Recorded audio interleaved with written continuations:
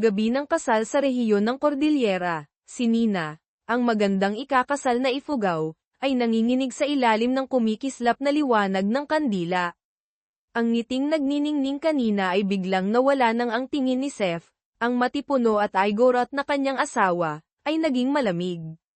Sabi niya nang may galit, wala ka ng birheng pagkababae. Namatay ang mga salita ni Nina.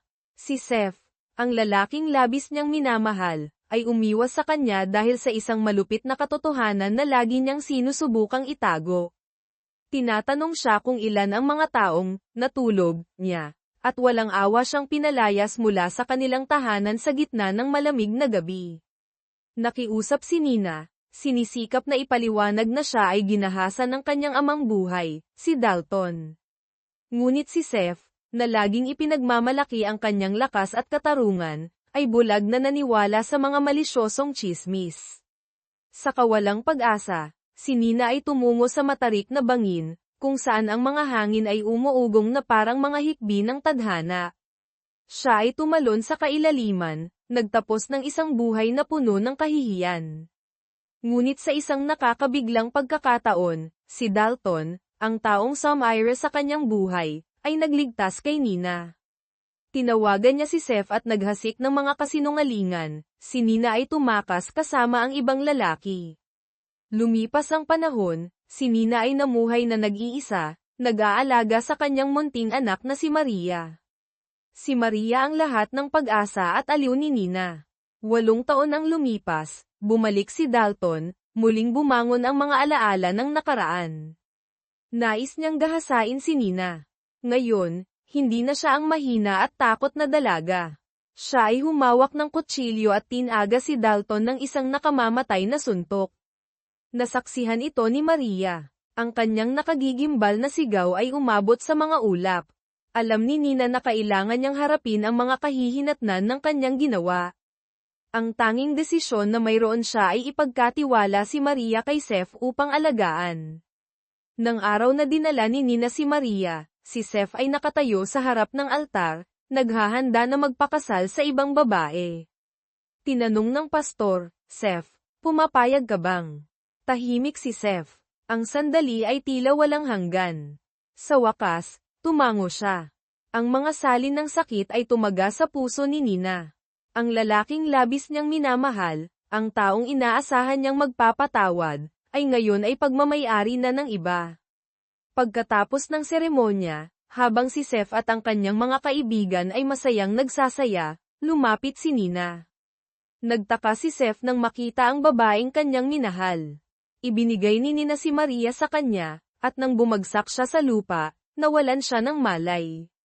Dala siya ni Seth sa silid, puno ng pagdaramdam ang kanyang mga mata. Ngunit nang magising si Nina, muli siyang nagalit. Akala niya ay sinisira ni Nina ang kanyang kaligayahan, at isang beses pa, pinalayas siya mula sa kanyang tahanan. Si Maria ay tumakbo kay Nina, umiiyak at nagsasabing hindi siya tatanggap ng masamang ama. Niyakap ni Maria ang kanyang ina, pinapakalma si Nina gamit ang lahat ng pagmamahal na kaya ng isang bata. Dinala ni Nina si Maria sa kanilang lumang tahanan, kung saan sila ay masaya. Ang mga alaala ay bumalik. Masakit at matamis na magkasama. Binuksan niya ang pinto ng silid, at ang mga nakakatakot na larawan ng gabi ng kasal ay muling bumangon. Agad niyang dinala si Maria palayo roon. Sa paglabas ng pinto, nakatagpo sila kay Jiro, ang matalik na kaibigan ni Seth. Si Jiro ay matagal nang umiibig kay Nina at nais siyang tulungan. Dahil ayaw niyang magdusa si Maria, pumayag si Nina na magpahinga sa bahay ni Jiro. Samantala, sa tahanan ni Seth, natuklasan ng kanyang ama na si Dalton ay napatay. Sinuri niya ang mga kamera ng seguridad at nakita na si Maria ang salarin. Umiiyak si Maria habang ikinukwento ang lahat ng ginawa ni Dalton sa kanyang ina. Ngunit hindi naniwala ang ama ni Seth sa kanyang anak, mas pinaniwalaan niya ang mga kasinungalingan ni Dalton. Si Nina ay nawawalan ng pag-asa. Ang dalawang lalaking pinakamamahal niya, ang kanyang asawa at ama ng kanyang asawa, ay hindi naniniwala sa kanya. Siya ay sumigaw, Inilabas ang lahat ng damdaming naipon sa loob ng 9 na taon. Kinabukasan, pumunta si Seth sa bahay ni Jiro at nagmungkahi ng DNA test para kay Maria. Siya ay nag-aalala, ayaw niyang maniwala na ito ay totoo, ngunit umaasa rin na hindi siya niloko ni Nina. Ang resulta ng pagsusuri ay nagpapatunay na si Maria ay tunay na anak ni Seth. Agad siyang naghanap kay Nina, pinagsabihan siya ng galit, tinanong kung bakit itinago niya ang katotohanan ito sa loob ng 9 na taon, at kung bakit niya dinala ang kanilang anak sa araw ng kanyang kasal. Si Nina ay nagdurusa, hindi siya makapagsalita ng katotohanan na siya ay pumatay. Nagpasya siyang tahimik na tiisin ito. Pagkatapos, dinala niya si Maria sa bahay ni Seth. Si Maria ay umiiyak, nagmamakaawa sa kanyang ina na huwag siyang iwan. Pinakalma ni Nina ang kanyang anak, nangako na sa paglipas ng panahon, tiyak na makikita niya ito muli. Dinala ni Seth si Maria sa loob ng bahay, ngunit, matapos ang ilang hakbang, tumalikod si Maria at tinawag ang kanyang ina. Ang tawag ng kanyang anak ay parang isang saksak sa puso ni Nina. Pagkatapos bumalik sa kanilang lumang tahanan, kinuha ni Nina ang isang talaarawan at pinagsaluhan ang kanyang huling hangarin. Pagkatapos, tumakbo siya patungo sa bangin, kung saan siya ay minsang nagtangkang magpakamatay 9 na taon na ang nakalipas. Nabasa ni Jiro ang talaarawan ni Nina at nagpunta siya kay Seth upang sabihin sa kanya ang lahat. Hindi naniwala si Seth, iniisip na si Nina ay muling tatakas kasama ang ibang lalaki. Nang banggitin ni Jiro ang tungkol sa talaarawan, saka lamang naniwala si Seth. Sabay silang nagmaneho papunta sa lumang bahay. Natagpuan nila si Nina na nakatayo sa gilid ng bangin. Nais niyang tumalon, ngunit ang mga salita ni Maria ay umuukit sa kanyang isipan. Sa gitna ng kawalang pag-asa, tumakbo si Seth, nagmamakaawa na huwag siyang gumawa ng isang handgal na bagay. Tumingin si Nina sa lalaking hindi nagtitiwala sa kanya, itinapon niya ang kanilang alaala sa bangin, at nagmadaling umalis. Hinabol ni Seth si Nina sa kanyang sasakyan. Hinarang niya ito, sinisisi siya kung bakit nais niyang gumawa ng handgal na bagay. Sumagot si Nina na anong karapatan niya upang alalahanin ang kanyang buhay. Sa kawalang magawa, sinabi ni Seth na siya ang tunay na ama ng kanyang anak. Sinisi niya si Nina kung bakit siya naghintay ng 9 na taon upang sabihin ang katotohanan. Ayaw nang makipag-usap ni Nina sa kanya. Ang apoy ng galit ay nag-aapoy sa puso ni Nina. Inapakan ni Seth ang kanyang dignidad, at siya ay nanumpa na hindi niya kailanman patatawarin ang malupit na lalaking iyon. Nahabol ni Jiro si Seth at pinayuhan siyang umuwi na, upang siya na ang humawak sa sitwasyon. Nagalit si Seth at tinanong si Jiro kung ano ang karapatan niyang makialam. Sa mahinahong tono, sumagot si Jiro, naghihintay pa rin sa iyo ang iyong asawa. Tahimik si Seth at umalis. Tinanong ni Nina si Jiro kung paano niya nalaman na nais niyang magpakamatay. Sinabi ni Jiro na nag-alala ang kanyang ama at kapatid, at humiling sa kanya na hanapin siya. Nang marinig ang pangalan ng kanyang kapatid, nagulat si Nina. Akala niya ay patay na ito. Sa wakas, nalaman niyang si Dalton ay nailigtas. Agad na tumawag si Nina sa kanyang ama upang alamin ang kalagayan ni Dalton. Sinabi ng kanyang ama na siya ay nagising at nais na makauwi siya. Masaya si Nina, ngunit nang tanungin ang kanyang ama kung bakit siya tinulungan, ang sagot nito ay nagbigay sa kanya ng panginginig. Ginawa ito ng kanyang ama upang protektahan ang reputasyon ng pamilya, at hindi dahil sa kanyang kaligtasan. Nagpasya si Nina na hindi na siya babalik sa impyernong iyon. Nais niyang pumunta sa bahay ni Seth upang kunin ang kanyang anak. Nagbabala si Jiro na sa ugali ni Seth, hindi siya papayag na dalhin siya ni Nina. Sa isang pagtitipon ng pamilya ni Seth, iniabot ng kanyang lola ang kamay kay Maria para sa isang ritual ng pagbati, ngunit agad na tumanggi ang bata. Sa mahinahong pagtuturo ni Seth, napilitan si Maria na sumunod sa kanyang ama. Ipinakilala ni Seth ang bawat miyembro ng pamilya sa kanyang anak.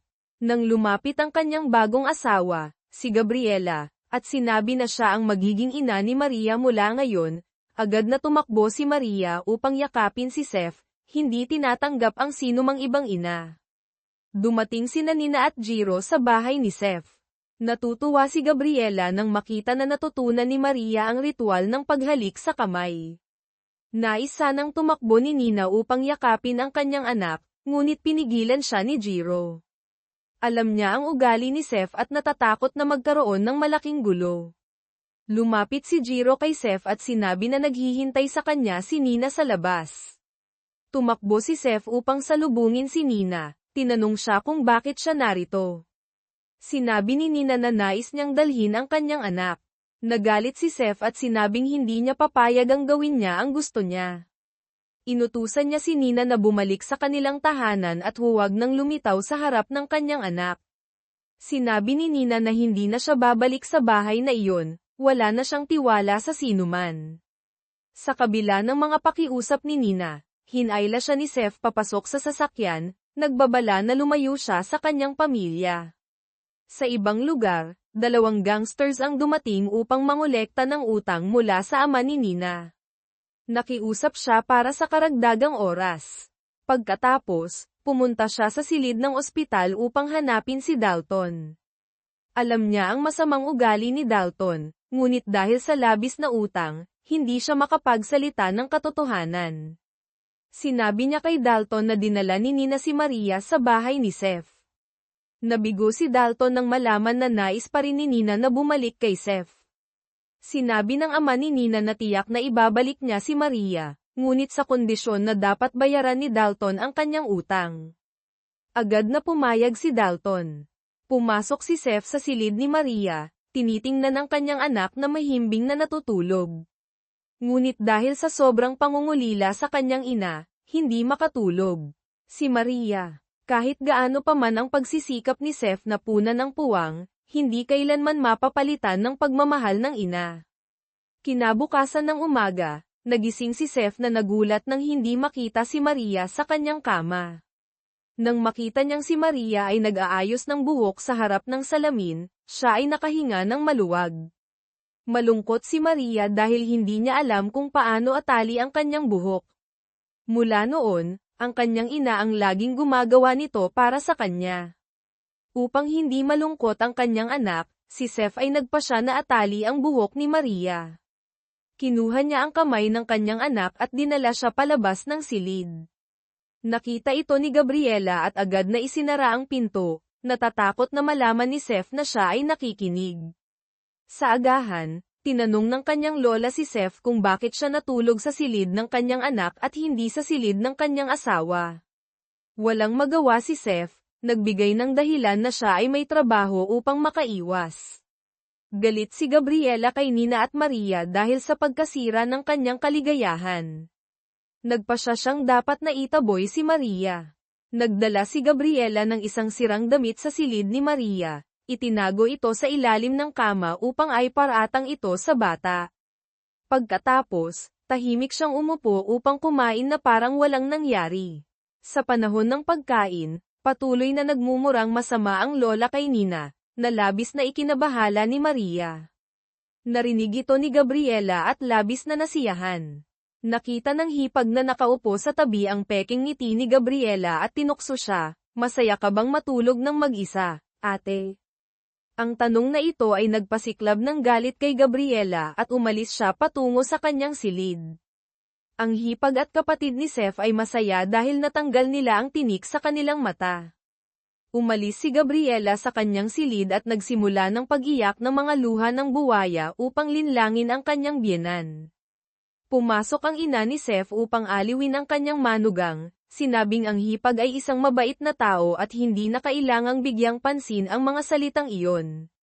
Ngunit sinabi ni Gabriela na hindi siya umiiyak dahil dito, siya ay malungkot dahil hindi niya mahanap ang kanyang damit pangkasal. Upang hindi makaranas ng hirap ang kanyang manugang, agad na naghanap ng damit pangkasal ang ina ni Seth para sa kanya.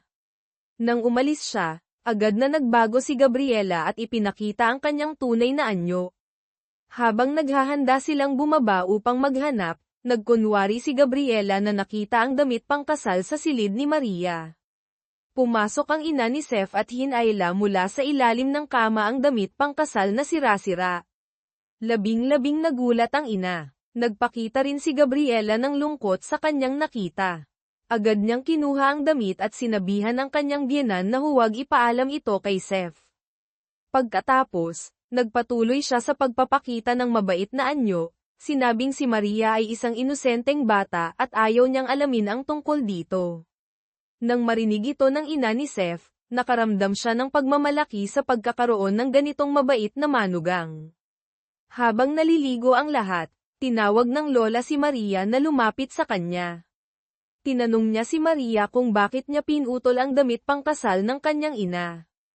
Naguluhan si Maria at hindi niya naintindihan ang nangyari. Tumingin siya kay Gabriela nang may galit. Nagkunwari si Gabriela na nagmamalasakit kay Maria, sinabing huwag siyang matakot dahil hindi niya ito pinapansin. Sinabi ng lola kung tinuruan ba siya ng kanyang ina na saktan ang kanyang madrasta. Nang marinig ito, nanginginig si Maria sa galit. Kahit ano pang sabihin ng iba, hindi siya nagpakita ng kahit anong reaksyon. Tinawagan ng kapatid ni Seth ang kanyang kuya upang ipaalam ang nangyari. Agad na tumakbo si Seth palabas, sumakay sa sasakyan at bumalik. Pagdating sa bahay, nang makita ang kanyang anak na nanginginig, agad niyang kinuha si Maria at dinala sa silid. Tinanong ni Seth kung ano ang nangyari, ngunit walang sagot na nakuha. Sa oras na iyon, labis na natatakot si Maria. Nang makita ni Seth ang kanyang anak sa ganitong estado, nagalit siyang bumaba sa bahay at tinanong ang lahat kung ano ang ginawa nila kay Maria. Walang sino man ang naglakas ng loob na magsalita. Tanging si Gabriela ang umako ng lahat ng kasalanan. Sinabi niya na nais niyang maligo si Maria upang maging mas malapit sa bata. Ngunit akala ni Maria ay nais niyang agawin ang pwesto ng kanyang ina kaya nangyari ito. Nakalusot ang kawawang mukha ni Gabriela kay Seth. Wala nang nasabi si Seth at nagmadaling umalis upang hanapin si Nina. Sa pagkakataong ito, tanging ang kanyang tunay na ina ang makakatulong kay Maria na makawala sa takot. Pag-alis ni Seth, tinanong ng hipag si Gabriela kung bakit siya nag-imbento ng isang kwentong kasinungalingan. Nagsimula si Gabriela na mag-alala at hindi makapagsalita. Pinagtanggol siya ng ina ni Seth, sinabing siya ang hindi pumayag na ipaalam ito kay Seth. Nang makita ni Gabriela ang suporta ng kanyang biyenan, agad siyang naging mayabang. Walang ibang paraan si Seth kundi ang magpunta kay Nina upang humingi ng tulong. Labis na nagalit ang kanyang biyenan at Gabriela nang makita si Nina. Nais sanang palayasin ng ina si Nina, ngunit pinigilan siya ng kanyang manugang. Sinabi niya na kailangan niyang harapin si Nina ng personal. Nakaramdam ng pagmamalaki ang ina ni Seth sa pagkakaroon ng ganitong matatag na manugang. Humugat si Gabriela ng malalim na hininga at binuksan ang pinto para kay Nina.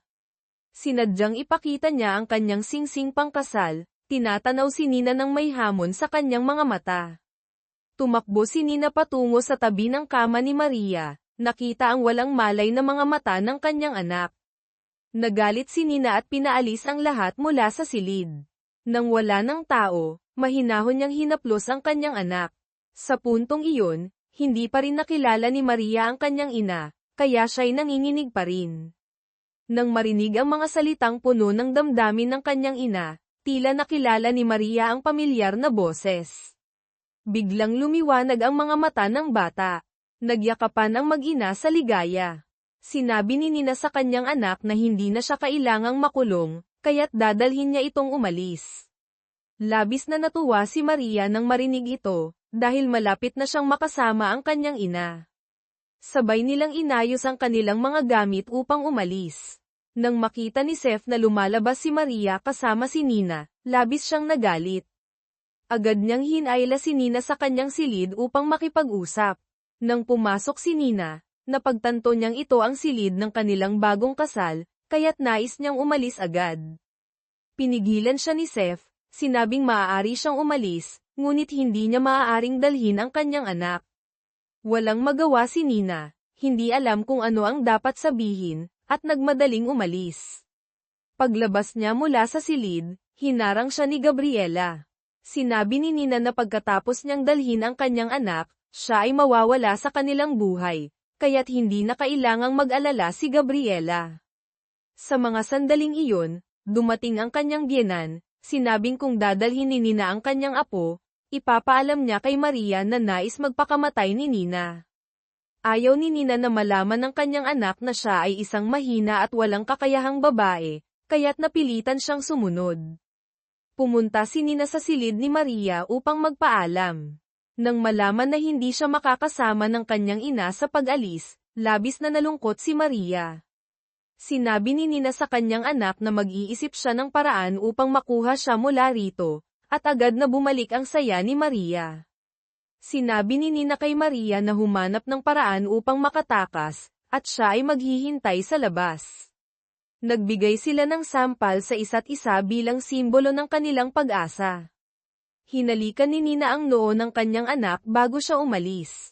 Pumunta si Nina sa kanilang lumang bahay, kinuha ang kanyang tala-arawan, at sumulat na dadalhin niya ang kanyang anak palayo dito at iiwasan ang mga masasamang tao. Sa pagkakataong ito, labis na namimiss ni Maria ang kanyang ina, kaya tiningnan niya ang labas ng bintana, umaasang darating ang kanyang ina. Dinalhan ni Seth ng pagkain si Maria sa kanyang silid, ngunit nananatiling galit si Maria dahil sa paghihiwalay sa kanila ng kanyang ina, kaya't hindi siya nagbigay pansin. Sinabi ni Maria na hindi siya kakain kung wala ang kanyang ina sa tabi.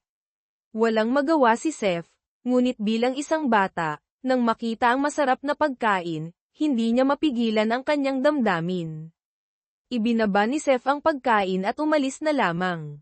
Matapos umalis si Seth, kumagit si Maria sa isang piraso ng cake, at inilagay ang lahat ng pagkain sa kanyang malita, upang makasama ang kanyang ina habang tumatakbo. Pumasok si Gabriela at ibinigay kay Maria ang isang cellphone.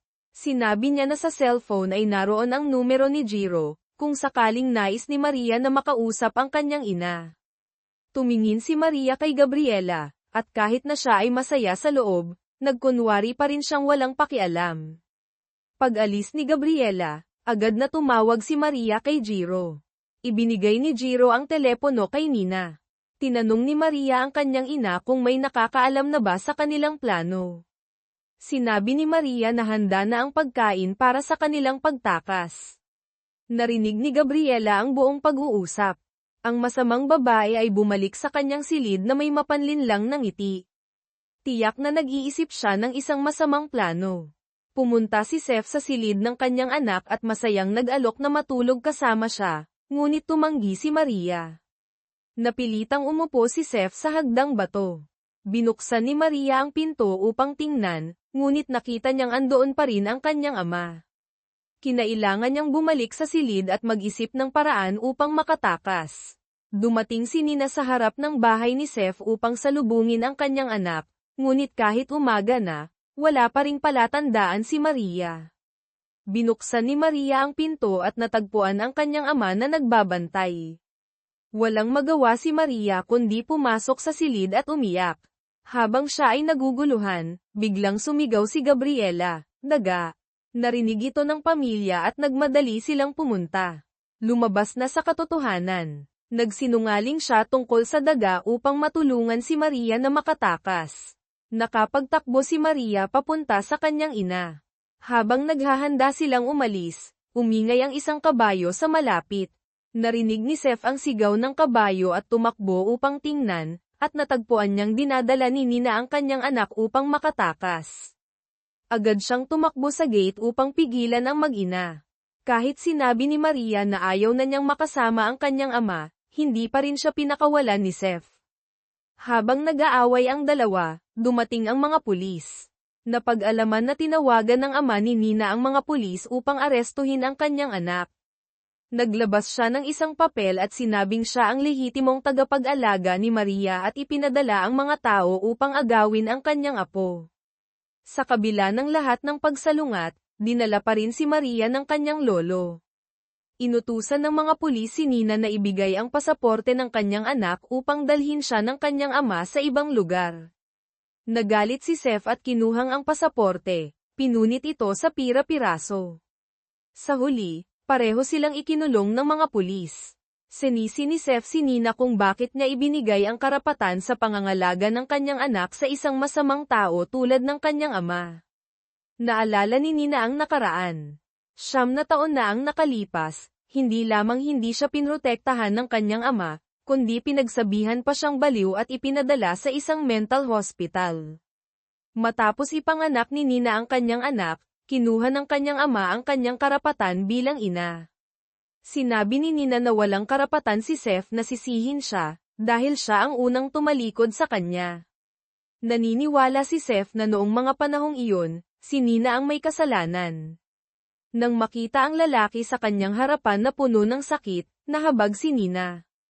Inabot niya ang kanyang kamay upang panasan ang luha ni Seth. Sa tamang sandali, dumating si Jiro, at agad na bumalik ang kanilang mga damdamin. Pinakawalan ni Jiro ang dalawa. Pagkalabas nila, sinabi ng mga pulis na ginamit ng ama ni Nina ang kanyang posisyon sa embahada upang gumawa ng bagong pasaporte para kay Maria. Sa kasalukuyan, nasa paliparan na sila at naghahanda ng dalhin ang bata.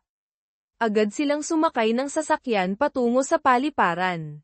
Ngunit pagdating nila, nagsimula nang umalis ang eroplano. Labis na nasaktan si Nina nang makita ang kanyang anak na umaalis sa kanyang mga bisig. Walang magawa si Seth kundi tingnan ang eroplano sa langit. Magkasama silang lumabas. Kinuha ni Nina ang kanyang telepono upang mag-book ng tiket ng eroplano upang iligtas ang kanyang anak. Nag-alok si Seth na sumama, na labis na nagulat kay Nina.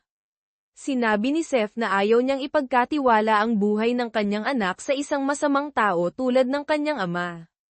Nang malaman ni Gabriela na susunod ang kanyang asawa sa kanyang dating asawa upang hanapin ang kanilang anak, nagkunwari siyang nahimete. Pagkatapos, dinala ng lahat si Gabriela sa sofa. Nang makita ng kanyang ina na iniwan ang kanyang anak, ibinuhos niya ang lahat ng sisi kay Seth. Hindi matanggap ng ina ni Seth ang paghusga sa kanyang anak, kaya tumayo siya upang tumutol. Nagkaroon ng alitan ang dalawa. Inutusan ng pangalawang hipag si Gabriela na dalhin ng mga katulong sa kanyang silid upang magpahinga. Nagpatuloy si Gabriela sa pagpapanggap na mahina, ngunit nang makaalis ang mga katulong, agad siyang nagbago ng anyo. Sumakay sina Seth at Nina sa eroplano upang hanapin ang kanilang anak na si Maria. Tinanong ni Seth si Nina kung saan niya gustong dalhin ang kanilang anak. Sumagot si Nina na nais niyang pumunta sa Amerika, upang makalayo sa mga tao na hindi mabuti sa kanya. Naalala ni Seth ang masayang sandali noong kasal nila 9 na taon na ang nakalipas, at labis siyang natuwa nang makita si Nina na nakasuot ng wedding gown. Lumapit siya upang atali ang pulang ribbon sa kanyang damit, bilang patunay ng kanilang pagmamahalan. Bukod dito, nag-ukit pa sila ng kanilang mga pangalan sa isang puno, simbolo ng kanilang walang hanggang pag-ibig. Hindi na kaya na ni Nina ang damdamin, kaya tumakbo siya sa banyo upang ilabas ang kanyang lungkot. Umuwi ang kanyang lolo at nakatagpo ng ilang mga gangster. Inutusan niya ang kanyang mga tauhan na dalhin si Maria upang makatakas. Isinara nila ang bata sa isang sasakyan at dinala siya sa isang bahay sa labas ng bayan. Pagdating doon, tumanggi si Maria na bumaba ng sasakyan. Inutusan ng kanyang lolo ang mga tauhan na hilahin siya sa harap ng bahay. Umiiyak si Maria at humihiling na dalhin siya pabalik sa kanyang mga magulang. Sa kabila ng mga pakiusap ni Maria, nanatiling kalmado ang kanyang lolo at inutusan ang mga tauhan na ikulong ang kanyang apo sa isang silid. Nakita ni Maria ang isang malita at naisip ang tungkol sa cellphone. Nang makalabas ang mga tauhan, binuksan niya ang malita at kinuha ang cellphone upang tawagan si Jiro. Sinabi ni Maria na papunta na ang kanyang mga magulang upang iligtas siya. Tumili siya sa sobrang saya. Binuksan ng kanyang lolo ang pinto at kinuha ang cellphone. Nang makita ni Jiro na naputol ang tawag, nag-alala siya na may nangyaring masama. Sa gabi, tinawagan niya si Seth upang ipaalam ang balita. Nang malaman na ligtas ang kanyang anak, nakaramdam ng ginhawa ang dalawa. Nais ni Jiro na makausap si Nina, na nagpasiklab ng galit kay Seth, kaya't pinutol niya ang tawag. Tinukoy ni Seth kay Nina ang kanyang ugnayan kay Jiro. Ayaw ni Nina ng pagtatalo, kaya't umalis siya. Sinundan siya ni Seth at tinanong kung ano ang relasyon niya kay Jiro. Sinabi niya na hindi ito may kinalaman sa kanya at wala siyang karapatang mag-utos sa kanya dahil kasal na siya. Wala nang masabi si Seth at pumasok sa bahay. Nagulat si Nina nang malaman na alam ni Seth na dati siyang nanirahan doon. Tinanong niya kung nakapunta na ba siya roon. Sumagot si Seth na 1 taon pagkatapos, pumunta siya roon upang pakinggan ang paliwanag ni Nina. Ngunit noong panahong iyon ay nakulong na siya ng kanyang ama sa isang mental hospital upang manganak. Naghanap si Seth sa buong bahay ngunit hindi niya natagpuan si Nina. Sinabi ng kanyang kuya na tumakas na si Nina kasama ang ibang lalaki. Hindi naniwala si Seth at pinatawag ang kanyang kuya upang tawagan si Nina. Naghanda na ang kanyang kuya para sa lahat ng ito. Dahil sa pagbabanta ni Seth, tinawagan ng kanyang kuya si Nina, ngunit isang lalaki ang sumagot at sinabing siya ang bagong kasintahan ni Nina.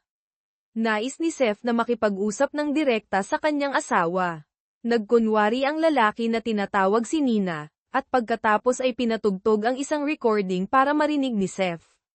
Nang marinig ni Seth na tinatawag ni Nina ang ibang lalaki sa isang malapit na paraan, nasaktan siya at pinutol ang tawag, naniniwala na nagtaksil si Nina. Sumigaw si Nina na hindi siya kailanman nakipagrelasyon sa ibang lalaki, at ang kanyang ama ang nagdala sa kanya sa mental hospital. Kung mahal siya ni Seth, dapat siyang magtiwala sa kanya. Naniniwala si Seth na patuloy pa rin siyang nagsisinungaling. Matapos ang kanilang pagtatalo, pumasok sila sa bahay upang hanapin si Maria, ngunit wala silang natagpuan. Nagpanik sina Nina at Seth. Sa bahay ni Seth, ayaw ng kanyang ina na magdusa ang kanyang anak na si Gabriela mula sa malamig na pakikitungo ng pamilya ng kanyang asawa, kaya't inaalok niyang dalhin ang kanyang anak pabalik sa kanilang bahay. Habang naghahanda silang umalis, nakita ng pangalawang hipag ang nangyayari at sumigaw upang tawagin ang lahat. Lumabas ang kanyang biyenan na galit at sinabing dapat sundin ang kanyang mga utos. Pinagtanggol ng ina ni Gabriela ang kanyang anak, at tinanong kung dapat bang mag-isa ang kanyang anak sa silid. Walang sinabi ang kanyang biyenan at umalis na lamang. Nang umalis sila, bigla ang tumakbo ang kanyang biyenan na may hawak na baril, na nagdulot ng gulat sa lahat. Sinabi ng ina ni Gabriela na kung may lakas ng loob siya, dapat niyang iputok ang baril. Nagpakita si Gabriela ng malungkot na mukha at nagpaalala sa kanyang biyenan na alagaan ang kanyang kalusugan, ngunit paglingon niya, nagbago ang kanyang anyo. Walang magawa ang kanyang biyenan kundi panoorin ang kanyang manugang na umalis, at hindi siya nagkaroon ng lakas ng loob na iputok ang baril. Nagdulot ito ng ginhawa sa lahat. Umuwi si Gabriela sa bahay ng kanyang ina, at nang makita ang sirang bahay, nagalit siya. Naisip niya na bilang isang magandang babae, hindi siya dapat naninirahan sa isang maruming bahay, kundi dapat sa isang marangyang vilya na may mga katulong. Nangako siya na ipapapakiusap niya kay Seth na ibalik siya. Nang marinig ni Nina ang katok sa pinto, nagmadali siyang bumukas at nakita ang isang grupo ng mga gangster na nakatutok ng baril sa kanyang ulo. Nagsabi ang kanyang ama na may utang siya, kaya't narito ang mga ito upang mangolekta. Nagkunwari si Nina na tumatawag sa kanyang ama, at kinuha ang isang vase at pinukpok ang ulo ng isang lalaki, at ginamit ang payong upang saktan ang isa pang lalaki. Nakapagtagumpay si Nina na makatakas, at ang mga kapitbahay ay nagtipon upang protektahan siya at paalisin ang mga gangster. Tinawagan ng kanyang ama si Nina at sinabi na kung nais niyang makita si Maria, kailangan niyang humingi ng tawad sa kanyang kuya. Nang marinig ang pangalang Dalton, natakot si Nina, ngunit dahil nais niyang iligtas ang kanyang anak, tumango siya. Kinuha ni Dalton ang isang singsing at sinabi na kung tatanggapin ni Nina ang kanyang alok na magpakasal, tutulungan niya ang kanyang ama na bayaran ang lahat ng utang.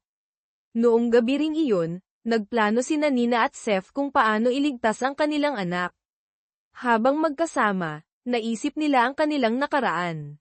Noong bata pa sila, magkasama silang lumaki. Nagtinginan sila at naalala ang mga masasayang sandali upang mawala ang awkward na atmosfera. Sa pagkakataong ito, sinabi ni Seth na ang kanilang anak ay maganda tulad ng kanyang ina, at ang ugali ay kahawig ng kanya. Tumutol si Nina, sinabing hindi siya kahawig ni Seth, dahil si Maria ay nagtitiwala sa mga taong mahal niya. Ang sinabi ni Nina ay parang patalim na tumama sa puso ni Seth, na nagdulot ng sakit sa kanya. Nagpatuloy ang dalawa sa pag-uusap tungkol sa kanilang plano upang iligtas si Maria. Ang kagandahan ni Seth ay hindi nakaligtas kay Nina, habang si Seth naman ay hindi makaalis sa kabaitan ni Nina. Sa ganitong paraan, sabay silang nakatulog. Matapos magising, abala si Seth sa pagtingin sa magandang mukha ni Nina. Ang kanyang mga mata ay puno ng pag-ibig para sa dalagang nasa kanyang harapan. Nang subukan niyang hawakan ang mukha ni Nina, naisip niya ang singsing sa kanyang daliri na nagpapaalala sa kanya na siya ay may pamilya na. Huminga siya ng malalim. Nagising na rin si Nina. Magkasamang nagtinginan ang dalawa, at ang paligid ay naging tahimik na tila kakaiba. Sa bahay ni Seth, humiling ang kanyang biyenan kay Jiro na dalhin si Gabriela pabalik. Masaya si Gabriela, ngunit ang kanyang mga magulang ay matigas na hindi siya pinapayagang bumalik sa bahay na iyon. Nagkunwari si Gabriela na nais niyang makipag-usap kay Jiro, dahil sa lahat ng pagod na ginawa nito upang makapunta doon. Bago umalis, nagbigay siya ng babala sa kanyang ina na huwag gumawa ng gulo. Sa pagkakataong ito, hindi sinasadyang nasabi ni Seth na si Maria ay maganda tulad ng kanyang ina, ngunit ang kanyang ugali ay nagmula sa kanya. Agad na tumugon si Nina, hindi kahawig ni Maria ang ama niya.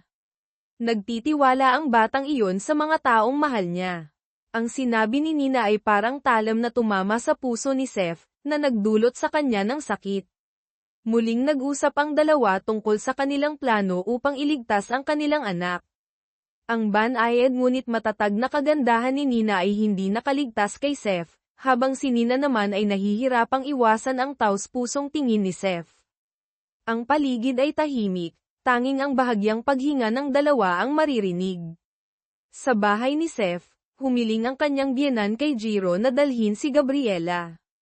Masaya si Gabriela sa loob, ngunit nagkunwari siyang naguguluhan. Ang kanyang mga magulang ay patuloy na nagtatangkang pigilin siya na bumalik sa masamang bahay na iyon. Malumanay niyang sinabi, gusto kong makipag-usap kay Jiro, dahil siya ay nagpunta rito. Bago siya sumama kay Jiro sa sasakyan, inis na tumingin siya sa kanyang ina, na tila nagbabala na huwag maging labis. Pagkaalis nila, nagsimula ng magpanggap si Gabriela. Umiiyak siya, nagrereklamo tungkol sa kanyang kapalaran dahil kay Seth na nag-iisip tungkol sa kanyang dating asawa. Bumaligtad si Jiro, na mahinahon na nagsabi, si Seth ay kasama si Nina upang iligtas si Maria, wala nang ibang dahilan. Agad na hiniling ni Gabriela na personal na dumating si Seth upang kunin siya. Tumango si Jiro, at umalis na may panghihinayang. Lumabas ang tunay na pagkatao ni Gabriela, ang kanyang mga mata ay naging malamig. Sa ibang bahagi ng kwento, natagpuan ni Seth ang lugar kung saan nakatago si Maria. Nang makita siya ng kanyang anak, labis na natuwa si Maria. Nagduda ang isang tauhan nang makita ang kanilang saya, kaya't lumingon siya sa bintana ngunit walang nakitang hindi pangkaraniwan. Matalino si Maria. Nagpasya siyang humingi ng pahintulot na pumunta sa banyo upang malihis ang atensyon ng tauhan. Pumasok siya sa banyo at binuksan ang bintana. Agad na sinagip ni Seth si Maria. Habang tumatakbo sila, aksidenteng nahulog ang ilang mga lata, na nagdulot ng malalakas na tunog, na nagpagulat sa tauhan. Agad siyang tumakbo upang tingnan, at tinanong si Maria kung ano ang ginagawa niya. Bago pa siya makapagsalita, si Seth ay umabante at sinuntok ang tauhan, na nagdulot sa kanya ng pagkawala ng malay. Agad na tumakas ang mag-ama. Nang makita ni Nina ang kanyang anak, siya ay labis na masaya. Nais nilang umalis, ngunit isang grupo ng mga pulis ang dumating at hamarang sa kanilang daan. Ang kanyang lolo, na may ngiti sa kanyang mukha, ay nag-utos na arestuhin si Seth. Umiiyak si Maria at mahigpit na niyayakap ang kanyang ama. Sumigaw si Nina, "Ano ang ginagawa mo?" Si Seth ay nagngangalit at sinabi kay Nina, may utang siyang €1,000,000 at nais niyang gamitin si Maria upang makabayad. Tumingin si Seth sa mata ng kanyang lolo at mariing sinabi, "Ibalik ang aking karapatan sa pag-aalaga kay Maria, at babayaran ko ang utang na €1,000,000. Ngunit ang ganid na matanda ay ngumisi at sumagot, €2,000,000. Dahil sa kaligtasan ng kanyang anak, napilitan si Seth na sumang-ayon. Pumunta si Nina sa ospital at humarap kay Dalton. Labis ang saya ni Dalton, na akala niya ay nagbago na ang isip ni Nina at pumayag ng magpakasal. Lumapit si Nina at tinanong si Dalton kung bakit sinabi niyang may kasintahan siya nang dumating si Seth. Tumawa si Dalton at ikinwento ang nangyari 8 taon na ang nakalipas, nang isilang ni Nina si Maria. Inayos niya ang isang tao upang alagaan si Nina, gamit ang isang recorder upang i-record ang mga salitang sinasabi ni Nina sa kanyang anak. Gumawa siya ng kwento, lumikha ng isang perpektong kasintahan. Nagulat si Nina at hindi makapaniwala na ang kanyang nakatatandang kapatid na kanyang pinagkakatiwalaan ay kayang maging ganoon kababa. Ngumisi si Dalton at sinabi, "Dapat mong malaman ang iyong lugar, kung nais mong tulungan ko ang iyong ama sa pagbabayad ng utang." Kinuha niya ang isang singsing mula sa drawer, ang kanyang mga mata ay naglalagablab. Matigas na sumagot si Nina, "Hindi na kailangan. Nakabayad na si Seth ng utang ng aking ama." Pagkatapos sabihin ito, lumakad siya palayo, iniwan si Dalton na nagalit at may galit na mukha. Bumalik sa kanilang boarding house, nag-ayos ng kanilang mga gamit ang dalawa, handang umuwi. Dumating si Jiro sa paliparan ng maaga upang salubungin ang tatlo.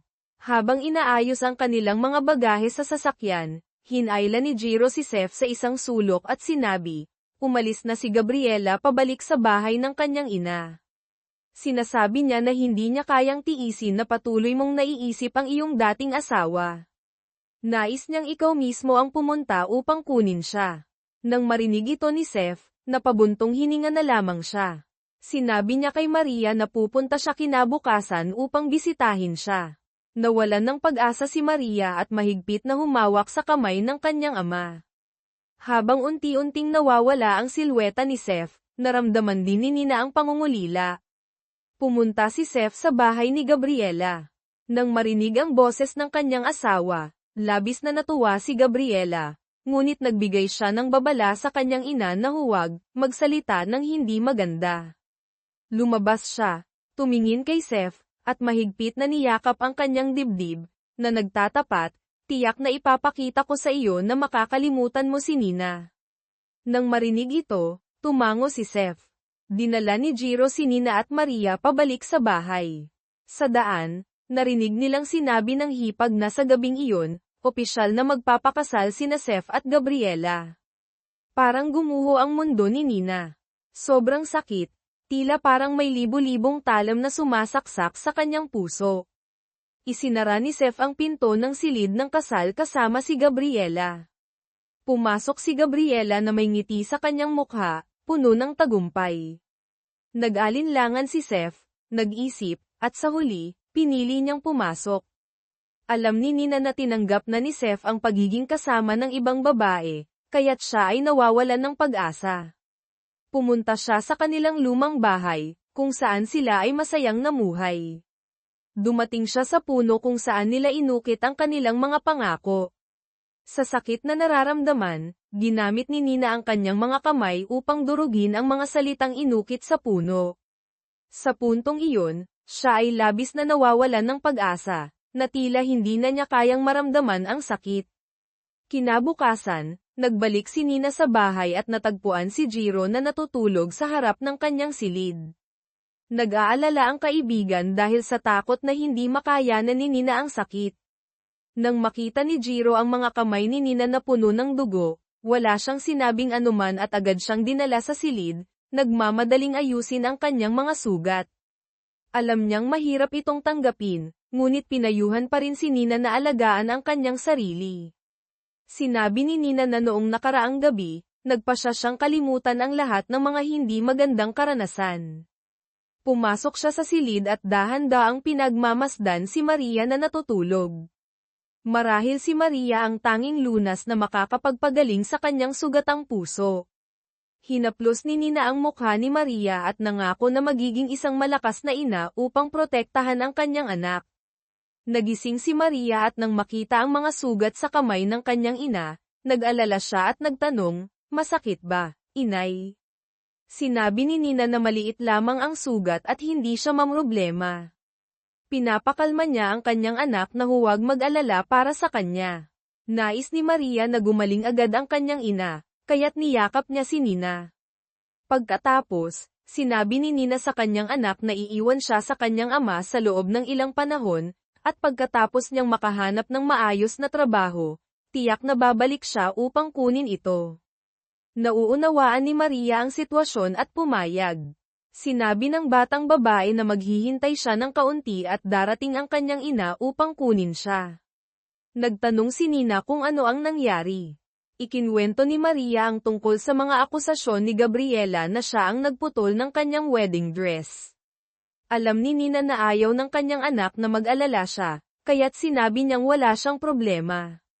Mahigpit silang nagyakapan. Samantala, habang papalabas si Seth, tinawag siya ni Gabriela. Sinabi niyang nais niyang magkaanak sila. Labis na nagulat si Seth sa narinig. Huminga si Seth ng malalim at sinabi na hindi ito ang tamang panahon para magkaroon ng anak.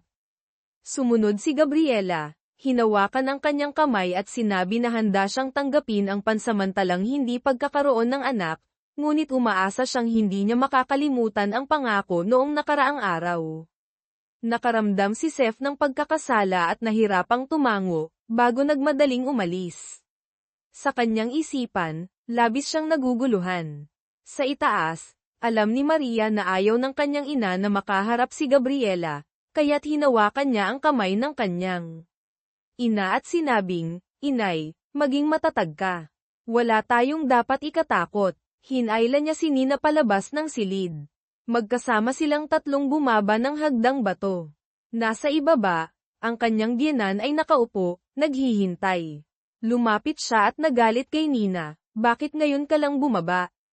Hanggang kailan ka magpapaantala?" Minsan, sinabihan pa si Nina ng kanyang biyenan, "Hindi ka ba ang nasa silid ng kasal kagabi kaya't natagalan ka?" Ang mapanlibak na mga salita ng kanyang biyenan ay tila talam na tumama sa mahina niyang puso. Masakit, tumakbo si Nina palabas. Paglabas sa pinto, nakatagpo niya si Seth. Hinarang siya nito at binalaan na huwag dalhin ang kanyang anak. Pinilit ni Seth na umalis si Nina sa lungsod. Nagalit si Nina at itinulak ang kamay ni Seth. Sinabing wala siyang karapatang makipagtalo sa kanya para sa kanilang anak. Wala na silang anumang ugnayan, kaya't hindi siya aalis mula rito. Wala siyang kailangan mula sa kanya. Pagkatapos niyang makahanap ng trabaho, tiyak na babalik siya upang kunin ang kanyang anak. Malumanay na sinabi ni Nina kay Seth, sa katapusan ng linggo, maaari kang bumisita kay Maria. Nang marinig ito ni Seth, tila gusto na niyang magalit. Ayaw niyang mawala ang kanyang anak. Sumigaw siya, "Si Maria ay binili ko mula sa aking lolo. Wala kang karapatan na dalhin siya." Ang mga salitang ito ni Seth ay nagdulot sa puso ni Nina ng labis na sakit. Si Maria, na nasa likod ng pinto, ay nakarinig sa sinabi ng kanyang ama at labis na nasaktan. Sa puntong ito, labis na nagsisi si Seth sa kanyang mga nasabi. Sinubukan ni Seth na ipaliwanag, naguguluhan na sinabi na ang kanyang mga salita ay dahil sa labis na emosyon. Tumingin si Nina sa mga mata ni Seth at sa sakit na sinabi, "Patay na ang Seth na dati. Kahit na dati kang mahirap, dahil sa pag-ibig, handa kang isakripisyo ang lahat. Ngunit ngayon, dahil sa iyong kayamanan, iniisip mong maaari mong bilhin ang lahat." Sa pagkakataong ito, nagkunwari si Maria na masaya at lumabas, niyakap si Seth at sinabing handa na siyang sumama sa kanyang ama pauwi. Talagang si Maria ay isang batang may pag-unawa, kahit na siya ay labis na nasaktan, nagpakita pa rin siya na walang masama upang matulungan ang kanyang ina na makaalis sa problema. Pagkatapos, dinala siya ng kanyang ama pauwi. Nakatayo si Gabriela sa tabi ng bintana, saksi sa lahat ng nangyayari. Nakikinig siya, at muling nagumpisang magpanggap na umiiyak ng labis upang makuha ang atensyon ng mga tao sa labas. Narinig ito ng kanyang hipag, kaya't dahan-dahan siyang lumapit sa pinto upang makinig, at natagpuan ang kanyang kapatid na babae na umiiyak sa loob ng silid. Agad siyang nagmadaling ipaalam ito sa kanyang biyenan. Pumasok ang kanyang biyenan at tinanong ang kanyang anak na babae kung naging maayos ang kanilang unang gabi. Nang makita ang pag-oo ng kanyang anak, naguluhan ang kanyang biyenan. Sinabi niya, kung naging matagumpay na, bakit ka pa umiiyak dito? Si Gabriela ay nag-aatubiling sumagot, sinabing nais niyang magkaanak, ngunit hindi pumayag si Seth. Nang marinig ito, labis na nagalit ang kanyang biyenan. Nais niyang hanapin ang kanyang anak na lalaki upang magpaliwanag, ngunit pinigilan siya ni Gabriela. Sinabi niya na ang ganoong hakbang ay magdudulot lamang ng pagkamuhi ng kanyang asawa, kaya't humiling siyang huwag ipaalam kay Seth ang tungkol dito. Naisip ng kanyang biyenan na nagdurusa ang kanyang anak na babae, kaya't nagpasya siyang dalhin ito sa pamimili upang maaliw. Pagkaalis ng kanyang ina, unti-unti nang lumabas ang tunay na masamang ugali ni Gabriela. Si Jiro ay nagpakilala kay Nina ng isang trabaho. Sa simula, ayaw ng boss na tanggapin siya, dahil natatakot siyang malaman ni Seth ang tungkol dito. Ngunit sa ilalim ng panghihikayat ni Jiro, sa wakas ay pumayag ang boss na tanggapin si Nina. Pagkatapos, nagpunta ang dalawa sa isang tindahan upang mamili ng damit, at doon nila aksidenteng nakilala ang kanyang biyenan at si Gabriela. Ayaw ni Nina na makatagpo sila, kaya't nagmadali siyang umalis. Ngunit, tinawag siya ni Gabriela at sinabi na nagkaroon siya ng napakagandang gabi kasama si Seth. Idinagdag pa niya na kahit siya ay madrasta ni Maria, tiyak na bibili siya ng maraming laruan at damit para sa bata. Uminit ang mukha ni Nina at sumagot, hindi kailangan ng aking anak na babae ang kahit ano mula sa iyo. Mayroon na siyang ina, maaari kang maging kapatid niya. Ang mga salita ni Nina ay nagdulot ng pagkabughaw kay Gabriela. Pagbalik niya sa bahay, nagkunwari siyang masaya sa harap ni Maria. Sinabi niyang bumili siya ng maraming magagandang damit para sa kanyang anak. Pagkatapos, dinala niya si Maria sa silid upang subukan ang mga damit. Ngunit pagpasok sa silid, agad na nagbago ang ugali ni Gabriela. Itinapon niya ang mga damit sa mukha ni Maria at pinilit itong magbihis ng mag-isa. Siyempre, hindi madaling sumunod si Maria. Binuksan ni Gabriela ang aparador at itinapon ang lahat ng damit na binili ni Nina para sa kanyang anak. Pinaalalahanan pa niya si Maria na puputulin niya ang mga damit nito sa maliliit na piraso at ituturo na siya ang nagputol. Ang malupit na kilos ni Gabriela ay nagdulot ng takot kay Maria. Lahat ng mga damit ay galing sa kanyang ina, kaya't napilitan siyang sumunod sa utos ng kanyang madrasta. Labis na natuwa si Gabriela sa tagumpay ng kanyang plano. Bago siya umalis, hindi niya nakalimutang bantang si Maria, kung darating ang iyong ama upang matulog dito, kailangan mong paalisin siya. Umiiyak si Maria habang yakap ang mga damit na binili ng kanyang ina. Noong gabi, umuwi si Seth at nakita si Gabriela na nakasuot ng nakakaakit na nightgown, naghihintay sa pintuan ng kanilang silid. Walang magawa si Seth kundi sabihin sa kanyang asawa na umakyat na sa kanilang silid, na nagdulot kay Gabriela ng pagkabigo. Pumasok si Seth sa silid ni Maria upang matulog kasama ang kanyang anak, ngunit naalala ni Maria ang banta ni Gabriela, kaya't agad niyang sinabi na nais niyang matulog ng mag-isa. Sa puntong ito, hindi alam ni Seth ang dapat gawin. Nagbigay siya ng halik sa kanyang anak bilang pamamaalam, bago siya umalis. Lumabas si Seth at tumingin sa kanyang silid, ngunit agad siyang umakyat sa silid aklatan upang matulog. Nakita ni Gabriela na mas pinili ng kanyang asawa na matulog sa silid aklatan kaysa sa tabi niya, kaya't siya ay nagalit. Kinabukasan, nang pumasok si Seth sa opisina, labis siyang nagulat sa pagdating ni Nina. Matapos ihatid si Maria sa kanyang silid, lumabas si Seth. Tinawag niya si Jiro at walang salitang inatake ito. Alam ni Jiro na labis na nagdusa si Nina dahil kay Seth, kaya't hindi siya nagpatinag at nakipagbalikan. Ang kanilang pagkakaibigan na itinaguyod sa loob ng maraming taon ay naglaho dahil sa isang babae. Sa gitna ng galit, ibinuhos ni Jiro ang kanyang saloobin at ikinwento kay Seth ang lahat ng pinagdaanan ni Nina sa nakaraang 9 na taon, kasama na ang mga akusasyon at pagkakakulong niya sa isang mental na ospital. Sakit ang naramdaman ni Seth at sinisi si Jiro kung bakit siya naniwala sa mga tao sa labas at hindi sa kanya. Sa matinding pagdaramdam, sumagot si Jiro, dahil mahal ko si Nina. Ano man ang sabihin niya, ako'y maniniwala at poprotektahan siya. Nawala sa katinoan si Seth.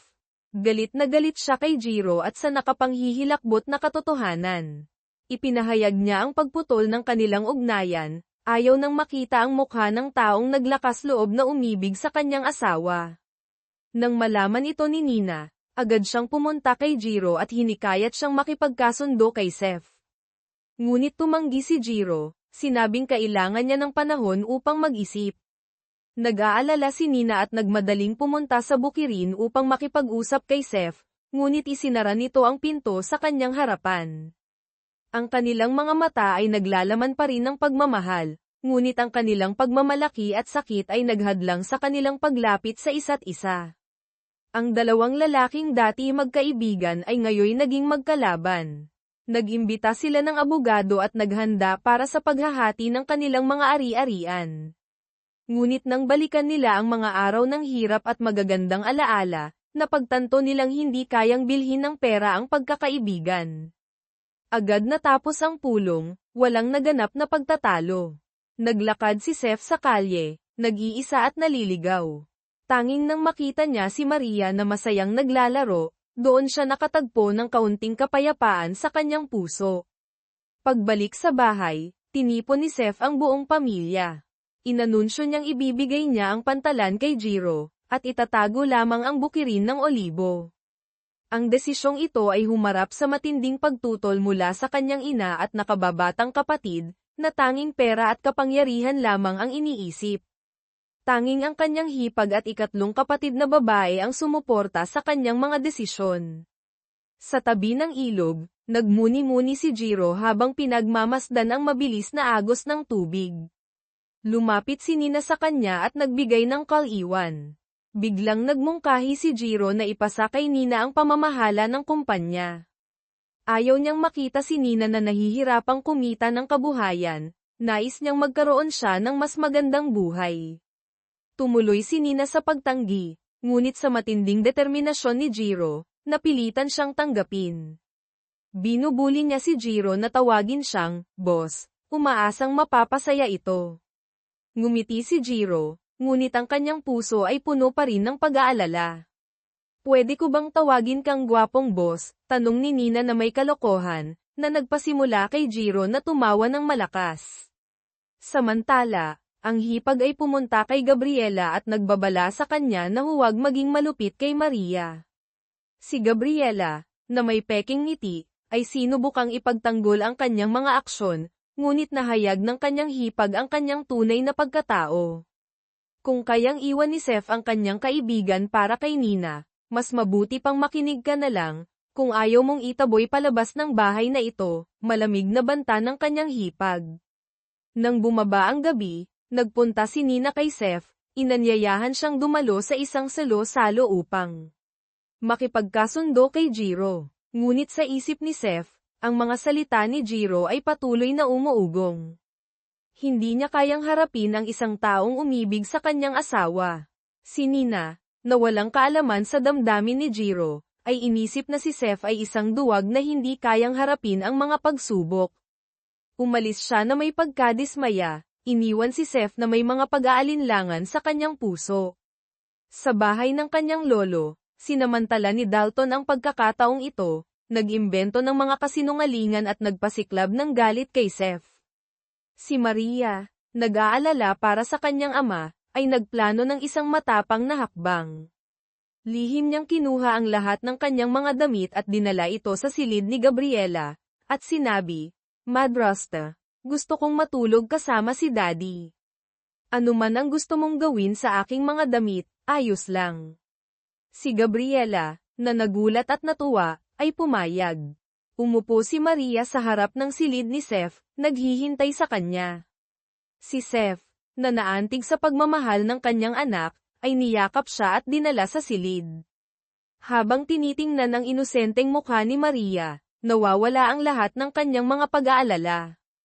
Kinabukasan, nagpunta si Nina kay Jiro at sinabi niyang nakipag-usap siya kay Seth, ngunit hindi niya binanggit ang damdamin nito. Nais lamang niyang ayusin ang pagkakaibigan ng dalawa. Dahil kay Nina, nangako si Jiro na gagawin ang lahat.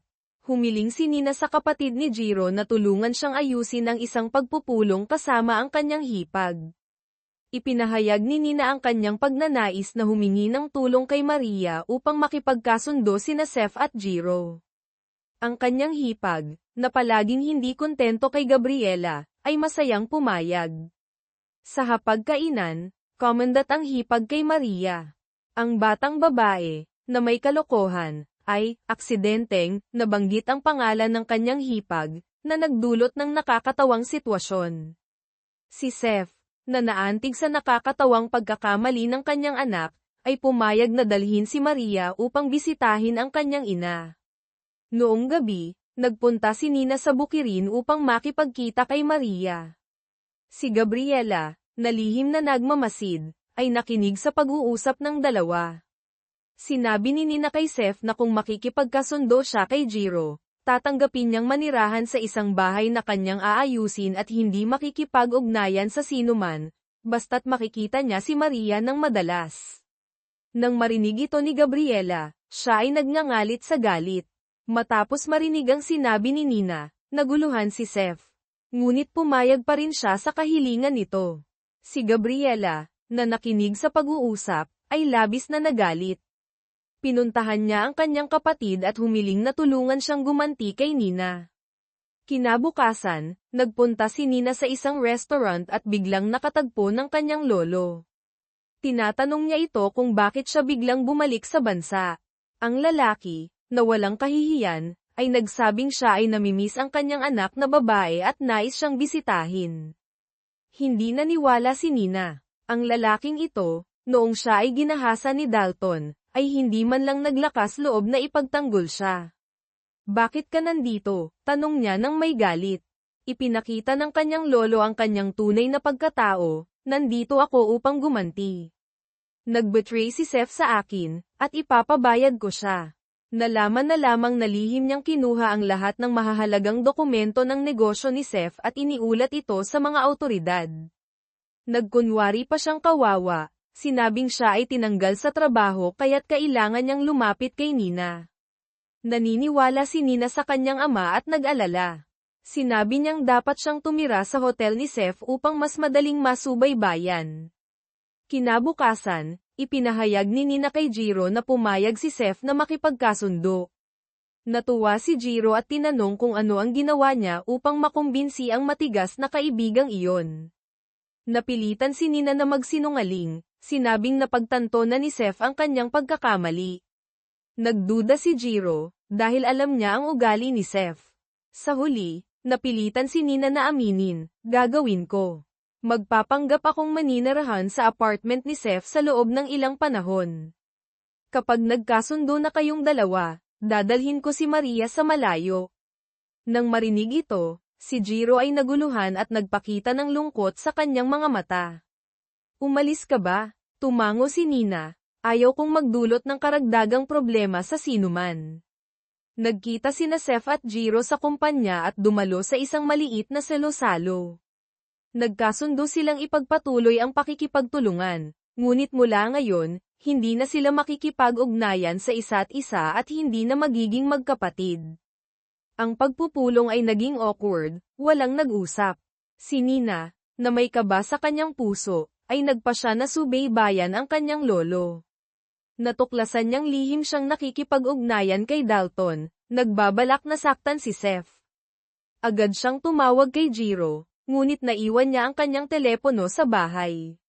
Walang ibang paraan, nagpa siya si Nina na personal na hanapin si Jiro. Ngunit paglabas niya ng hotel, napansin niyang na-flat ang gulong ng kanyang sasakyan. Isang taxi ang huminto at nag-anyaya sa kanya. Hindi alam ni Nina na ang sasakyang ito ay inayos ng kapatid ni Gabriela. Matapos ang ilang sandali, naramdaman ni Nina na may mali. Biglang huminto ang sasakyan, at isang grupo ng mga tao ang nagmadaling lumapit at hinayla siya palabas. Si Nina ay sumigaw at lumaban. Nagpanik ang mga tao at agad na pinigilan ang kanyang bibig. Sa gitna ng panganib, sinubukan ni Nina na kalmayan ang sarili. Gumamit siya ng lakas at tinamaan ang isang tao sa kanyang maselang bahagi, at mabilis na pumasok sa sasakyan, isinara ang pinto, at pinabilis ang takbo. Si Seth at Jiro, habang nag-uusap ng awkward sa salo-salo, ay hindi alam na si Nina ay nasa panganib. Si Nina, na puno ng sugat, ay nahirapang pumasok sa salo-salo, na nagdulot ng pagkabigla sa lahat. Agad na tumakbo si Seth at Jiro upang tulungan siya. Humihingal si Nina, "Seth, umalis ka dito. May nangyayari." Bago siya natapos, umabot ang tunog ng sirena ng pulis. Napalibutan ng mga pulis ang buong lugar. Isang hepe ng pulis ang lumapit at mariing sinabi, "May utos kami na arestuhin si Seth at Jiro dahil sa pagnanakaw ng ari-arian ng gobyerno noong 9 na taon na ang nakalipas." Nagtinginan sina Seth at Jiro, nagulat. Napagtanto nilang ito ay isang bitag. Hindi naniwala si Nina na ginawa ito ni Seth at Jiro. Tumingin siya ng diretso sa mga mata ni Seth, "Hindi mo ito ginawa, di ba?" Tahimik si Seth, hindi makaharap sa tiwala ng mga mata ni Nina. Hindi rin alam ni Jiro kung paano ipapaliwanag. Sa wakas, nagsalita si Seth, "Wala akong kasalanan." Walang pag-aalinlangan, hinawakan ni Nina ang kanyang kamay, "Naniniwala ako sa iyo." Ang mga salitang ito ni Nina ay nagdulot ng pagkabigla kay Seth. Hindi siya makapaniwala na sa kabila ng lahat, nanatili pa rin ang tiwala ni Nina sa kanya. Nagsagawa ng pagsisiyasat ang pulis at nisil ang bahay ni Seth. Ang kanyang biyenan, na hindi nakatiis sa pagkabigla, ay nahimatay sa lugar. Si Nina, sa kabila ng mga sugat sa kanyang katawan, ay nagmadaling pumunta sa kumpanya. Ipinagsapalaran niya ang panganib at kinuha ang lahat ng cash, umaasang makakatulong ito kay Seth. Matapos ang lahat, dinala siya ng kapatid ni Jiro pauwi upang magpahinga. Habang nakaupo sa sofa, bumalik ang mga nakakatakot na alaala ng gabing ginahasa siya ni Dalton, na nagdulot ng labis na sakit kay Nina. May narinig na katok sa labas. Nang buksan ni Nina ang pinto, nagulat siya